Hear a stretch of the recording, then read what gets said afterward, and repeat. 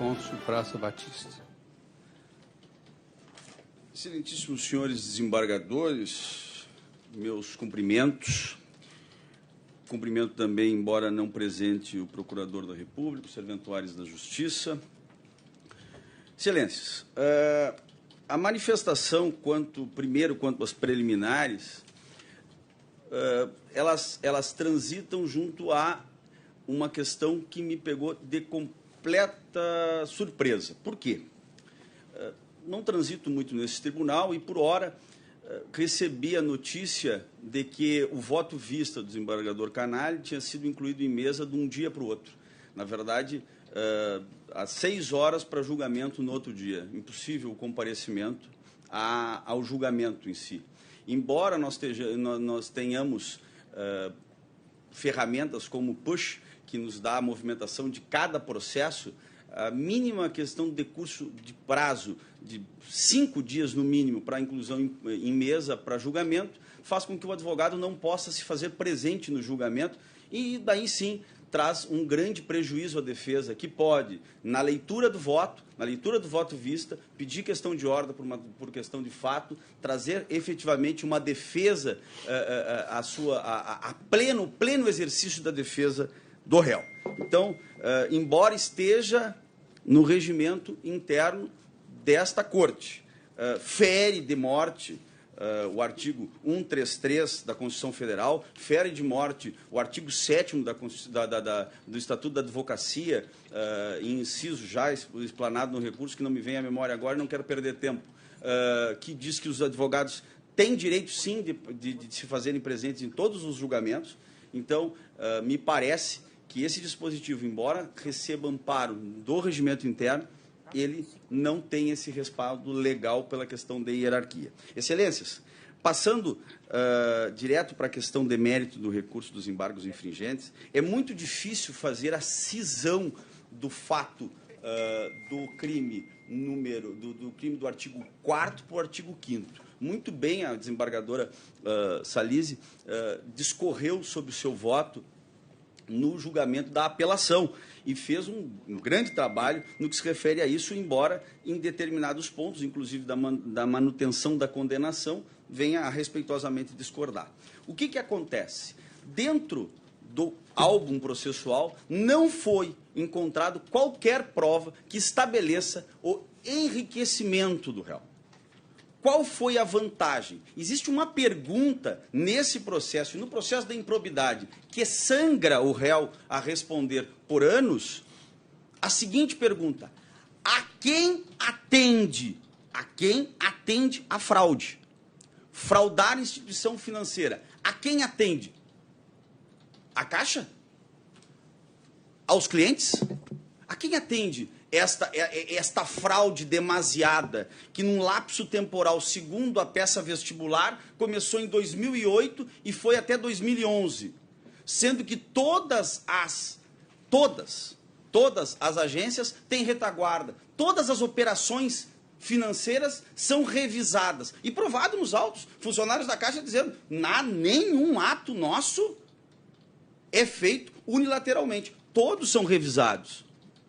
Existe um e-mail que foi acostado ainda na defesa preliminar que estabelecia que esse tipo de operação era demasiado junto às agências da Caixa, se não me falha a memória, na casa de 80%, fazendo esse trabalho que era um trabalho de confiança cliente, gerente, cliente.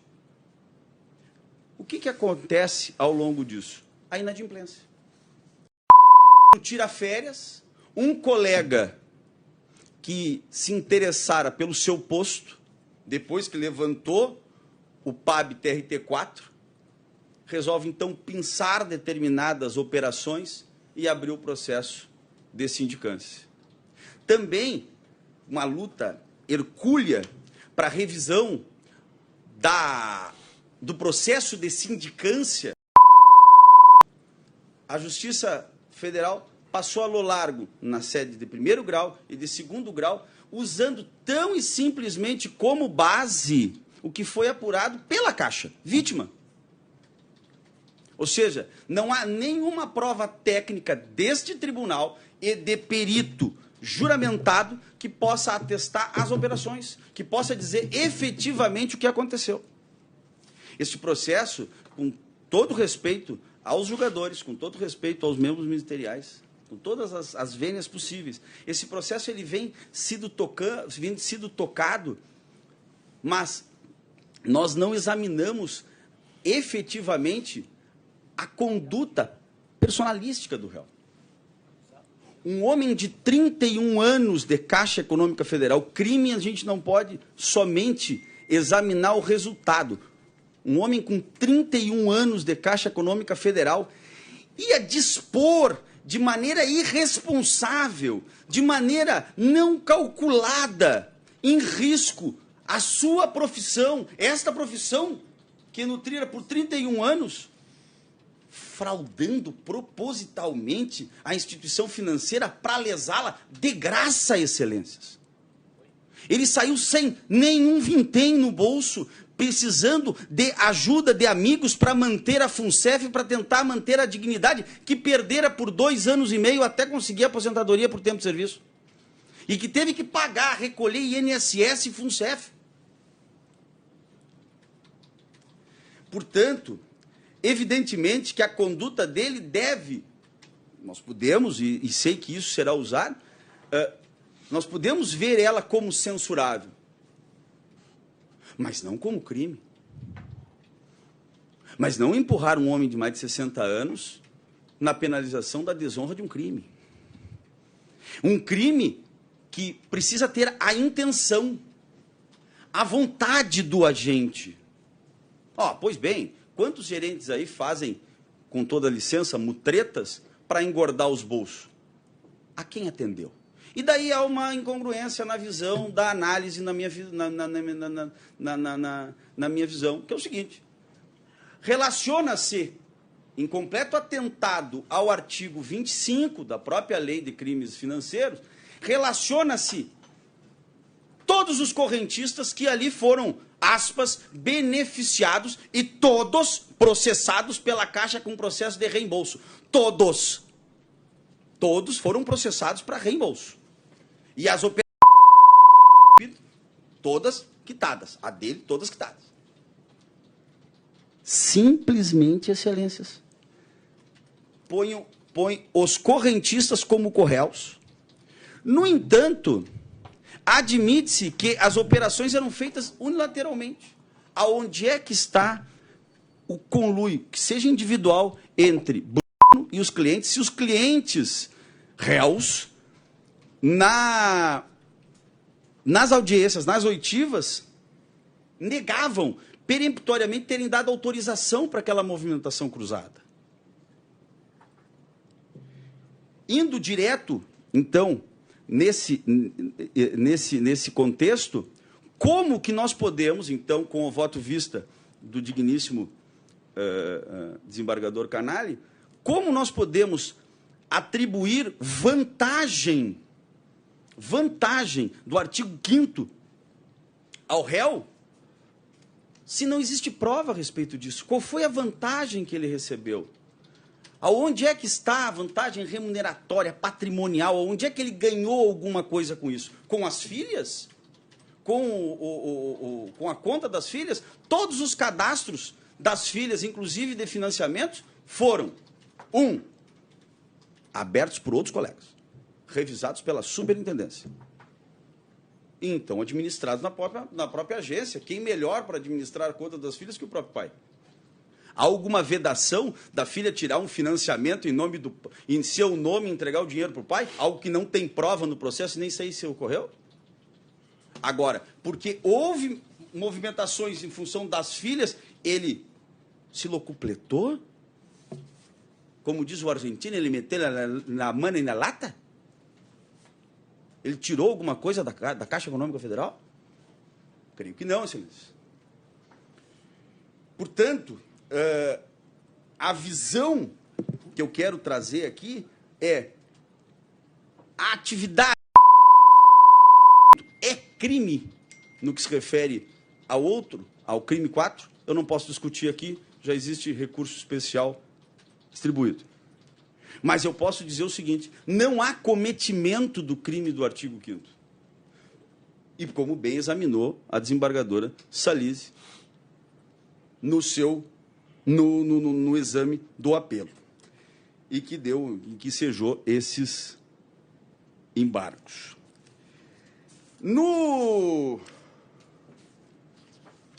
Infelizmente, depois da oposição dos embargos, eu encontrei material de autor muito conhecido de Vossas Excelências, desembargador Leandro Paulsen, que na página 296 do livro Crimes Federais, em que estabelece o seguinte: o gerente de agência bancária, quando das atribuições funcionais, não exerce qualquer dessas ações de comando da instituição financeira, não podendo constituir as atividades que desenvolve a exigência típica da gestão exatamente por lhe faltar poderes decisórios no âmbito do controle da instituição financeira. Administrar uma agência bancária não significa controlar ou comandar a instituição financeira.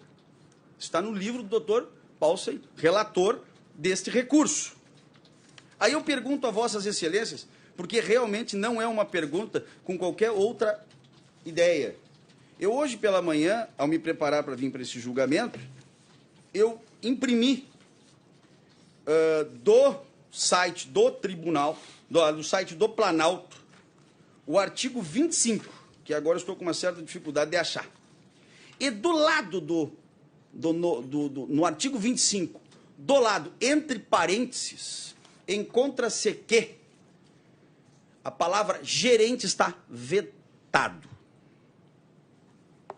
Então, o rol de agentes que podem efetivamente cometer crime de gestão fraudulenta e apropriação por gestão fraudulenta está ali, relacionado no artigo 25. O que é aquele entre parênteses vetado? Está parcialmente vetado aquele artigo no que se refere à questão do gerente. Do gerente.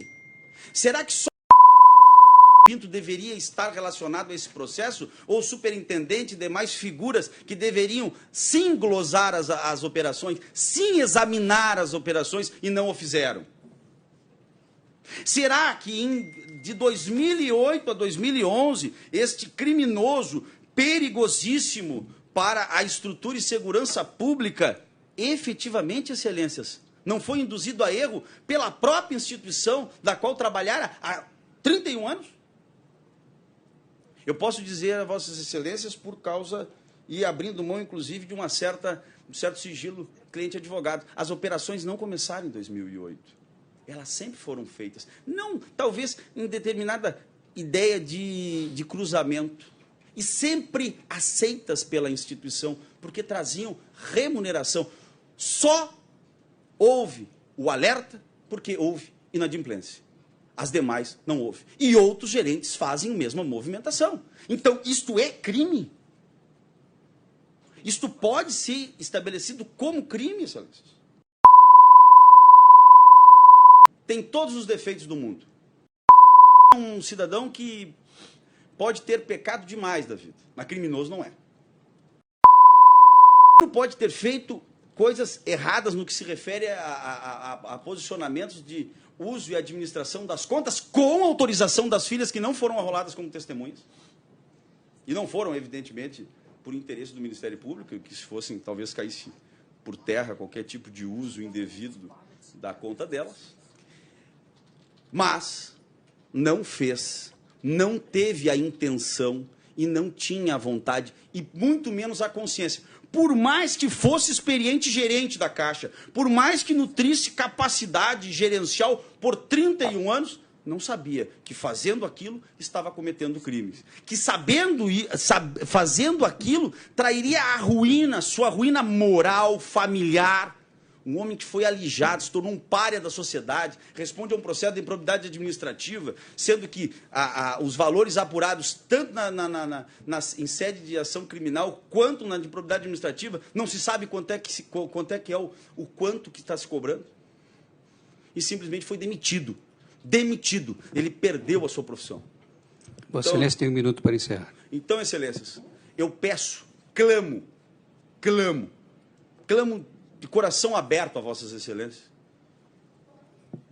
que tenham, daí, desculpe a cacofonia, a clemência pelo réu. Ele já sofreu demais e vem sofrendo mais. Um homem doente hoje,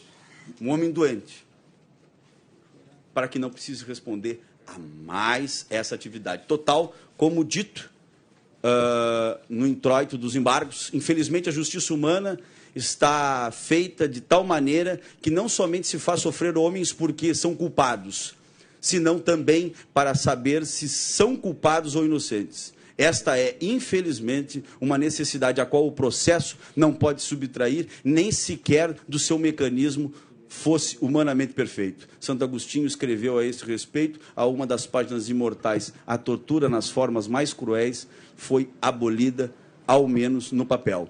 Mas o próprio processo é uma tortura. Carne Lute.